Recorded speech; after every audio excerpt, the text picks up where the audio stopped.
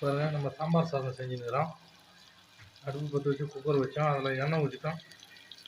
ஒரு 100 கிராம் எண்ணெய் ஊற்றிட்டு அதில் வந்து 1 ஸ்பூன் கடுகு சேர்த்தோம், ஒரு அரை ஸ்பூன் வெந்தயம் சேர்த்தோம், ஒரு 4 வெங்காயம், ஒரு 4 தக்காளி சின்ன சின்னதாக கட் பண்ணி சேர்த்துட்டோம்,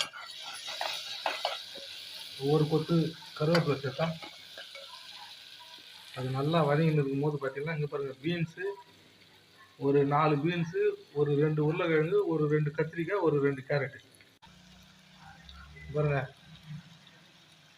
சாம்பார் பொடி வந்து ஒரு அரை ஸ்பூன் சேர்த்துக்கலாம். நம்ம வீட்டு குழம்பு மிளகாய்த்தூள் வந்து ஒரு 1 செஞ்சு சாப்பிட்டா அது இன்னும் நம்மளுக்கு டேஸ்ட்டாக இருக்கும். பாருங்கள், நம்ம வந்து அரிசி போட்டு நம்ம தண்ணி சேர்த்துக்கலாம். வேக வச்சு பார்த்தீங்களா, பாசி பருப்பு, துவரம் பருப்பு ரெண்டுமே. இந்த வீடியோ பார்த்துட்டு நம்ம சேனலை லைக் பண்ணுங்கள், ஷேர் பண்ணுங்கள், கமெண்ட் பண்ணுங்கள், சப்ஸ்கிரைப் பண்ணுங்கள், மறக்காமல் பெல் பட்டனை ப்ரெஸ் பண்ணுங்கள்.